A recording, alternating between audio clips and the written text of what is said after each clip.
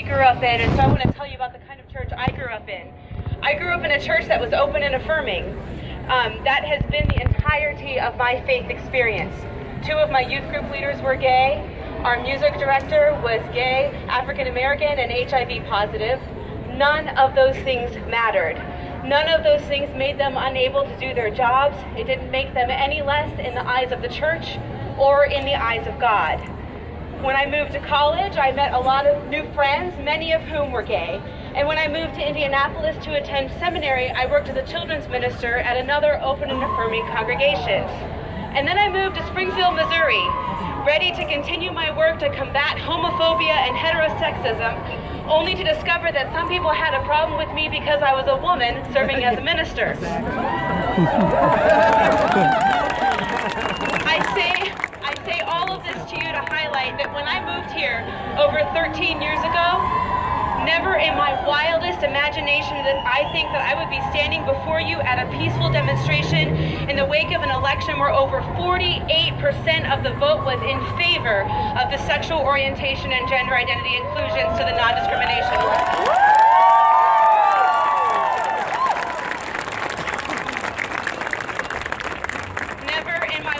Imagination that I think I'd be speaking in front of such a large crowd gathered explicitly to support the LGBT community in Springfield, Missouri. We have made great strides. I know the result of the vote was disappointing, but the work that has been done through the No Repeal campaign cannot be undone. Stories were shared. A human face was put on those who are transgender. Minds were opened. Hearts were changed. Friendships were forged. Change was made. But I know that there is a lot of pain right now. A lot of pain because it seems as though ultimately a large faith community in this city was able to wield its power and influence on this vote. And so I want to make sure that you know that that particular faith community does not speak for all faith communities in Springfield, Missouri.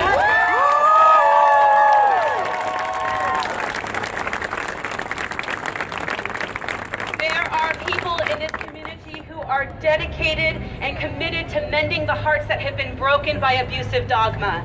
There are faith leaders in this town who are willing to challenge the scriptures that people have wielded as weapons, just as Jesus did on his Sermon on the Mount when he said, "You have heard it said, you shall love your neighbor and hate your enemy.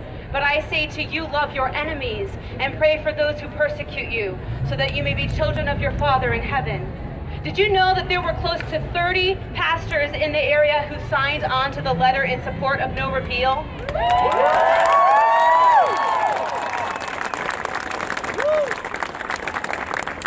There were 12 different communities of faith who played an active role in the No Repeal campaign. These were people working tirelessly because of their faith to make sure that SOGI did not get repealed. And while we were ultimately not successful in that endeavor, these pastors, these communities of faith, these people of faith remain here in Springfield, standing in solidarity with the LGBT community. These are people of faith who are not looking at you as people who need to be saved from the sin of their sexual orientation or their gender identity. These are people of faith in Springfield who believe that you are living into who God created you to be.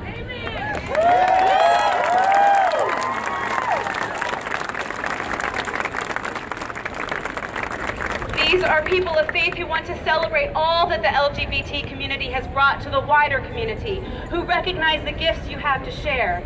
Know that you are supported. Know that you are loved. Know that there are houses of worship where you will be welcomed with open arms without an agenda.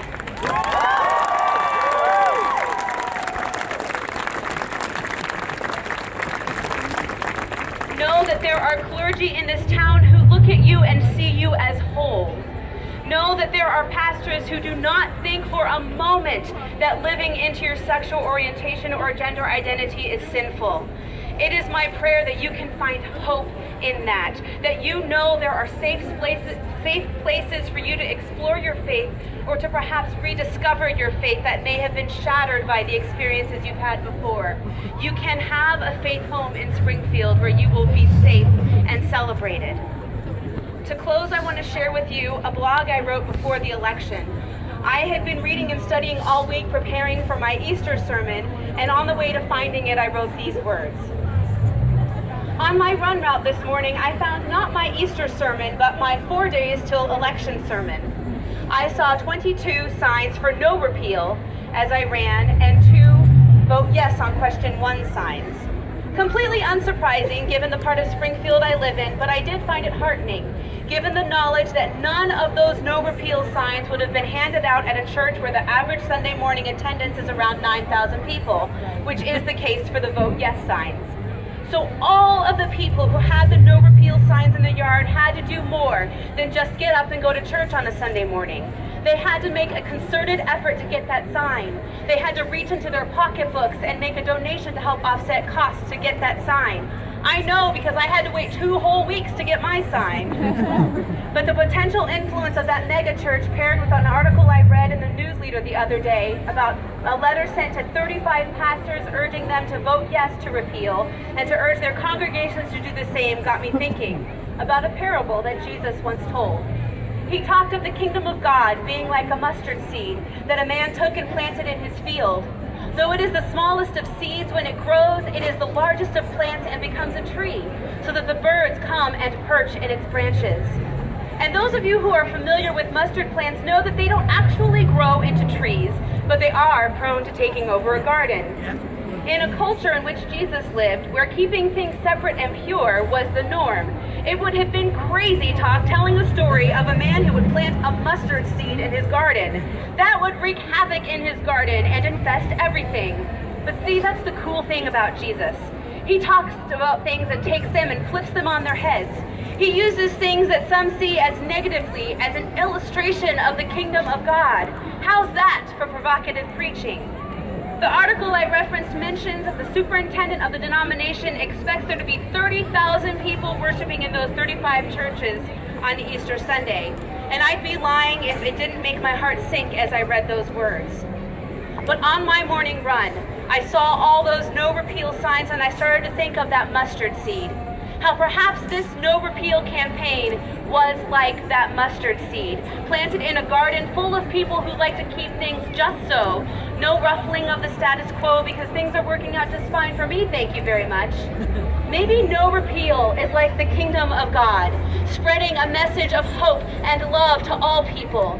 It starts out small, and in the face of 30,000 people who may be standing in opposition to us, we feel insignificant, but we are not. The seeds are being planted. With each conversation we have, the seeds are being planted. With each story we share, the seeds are being planted. With each phone call that was made, the seeds were being planted. With each door that was knocked on, the seeds were being planted.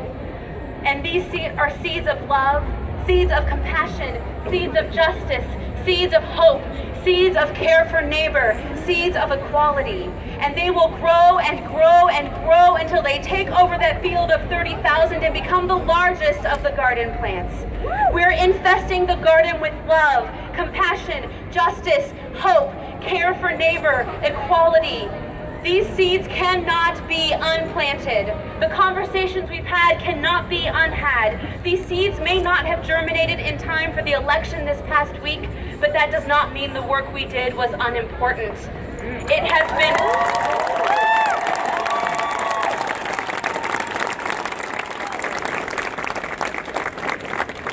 This work has been holy work, and it cannot be undone. Justice will come. Hope will rise, and I ask you to take comfort in that.